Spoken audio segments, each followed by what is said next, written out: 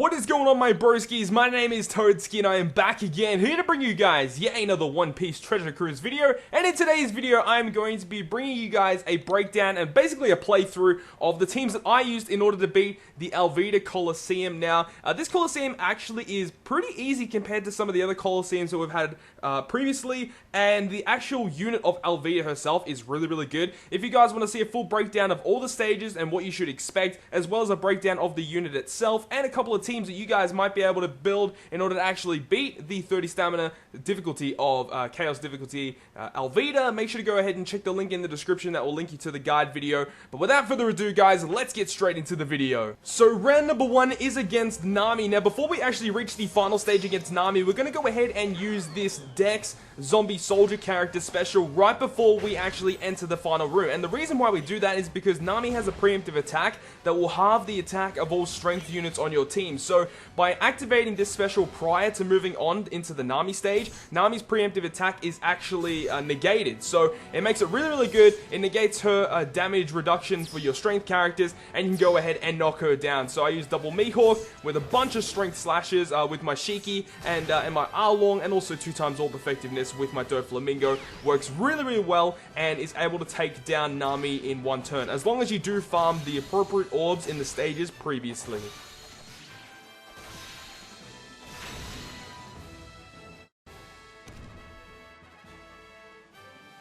Moving on to round number 2, it is against Caroline. Now, Caroline, being an int character with a bunch of int characters surrounding her, definitely wanted to bring a double Strongword Shanks team. Now, obviously, not everyone's going to have Strongword Shanks, so you could definitely go ahead and bring a friend Strongword Shanks and your own, like, Raid Boss Garp, or if you have Tesoro, you could bring a Tesoro team. But Tesoro is just really good, giving you so many yellow orbs. Then I go ahead and use Impact Usopp, I go ahead and use my Kobe, and also Raid Boss Boa for all those boosts, and I'm actually able to take down Caroline in a single turn, and I also want to kill off the one-turn cooldown mob as well, and then I'll be able to kill off the rest of the room in the turn following that one. So I'll see you guys in round 3.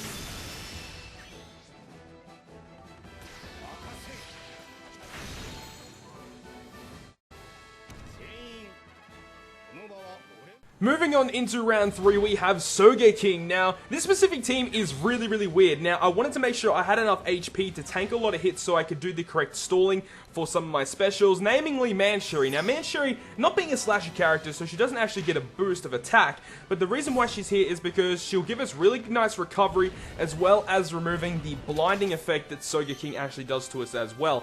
Now, because we have so much HP, we can actually tank a few hits from all of these mobs, and Sogeking himself doesn't actually do that much HP.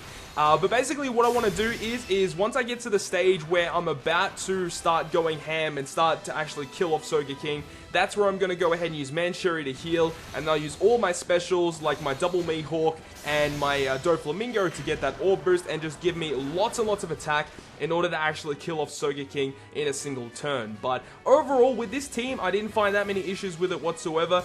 Any replacements, to be honest, I mean, you could replace Manshuri for any other, like, healer if you really need to stall out to make sure that blind isn't there.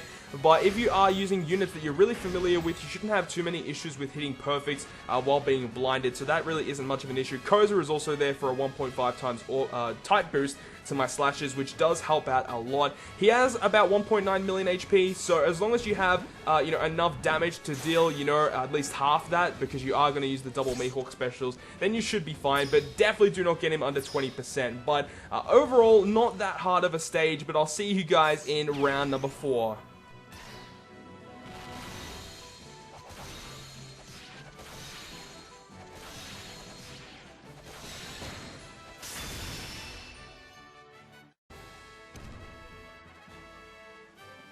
Now we arrive at round number 4 against Bepo. This team that I use is super overpowered against any strength boss, but definitely any replacements that I would recommend would be definitely use a double NL team. That would work just as fine. You just have to be really careful when he gets close to 50%, because that's when he starts, you know, dealing 15,000 damage every 2 turns. So definitely bring a couple of delayers maybe if you guys are really scared about it, or you could go ahead and bring a couple damage reducers, but double NL would have no issues whatsoever with taking out the Bepo stage.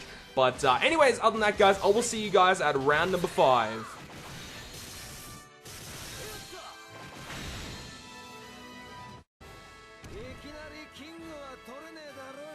And now we arrive at the final stage against Alvida. But before that, on stage number 4, we have to fight against Bepo once again. Now, the team that I am using here is a double Gear 3 team. And definitely you could sub out, Gear 3 for Log Luffy if you have him. Or if you don't have a Gear 3, you could definitely use a Sadie and then a friend Gear 3. That should work just as fine.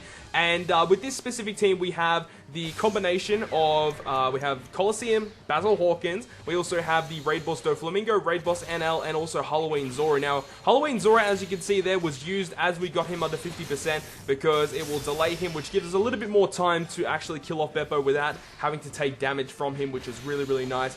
But he's actually really, really simple with this team. As long as you get maybe 1 or 2 good orbs, you shouldn't have too many issues with the Bepo stage whatsoever. But after Bepo, we're going to finally reach the final room against Alvida. So with this team, we want to go ahead and use our specials with Basil Hawkins and Doflamingo to give us all those good orbs, and also with Doflamingo giving us the orb effectiveness. But because on this specific situation, I actually got some really good orbs, because we're not going to be attacking with Gear 3 anyway, because she has that combo shield. We're going to go ahead and use NL to knock out all the mobs, and also use the 1000 Sunny to knock down a couple of combo hits for her actual combo shield. But other than that, you just attack with all your perfects, and you actually kill her off with 1 unit remaining with this team, which is crazy. But anyways, guys, that is going to conclude this video. I hope you guys did enjoy this video, and if you guys did enjoy it, please make sure to smack the like button down below because it's greatly appreciated. And if you want to stay up to date with all the content I post on my channel, including more One Piece Treasure Cruise content, make sure to hit the subscribe button down below. But other than that, guys, I will see you guys within the next video.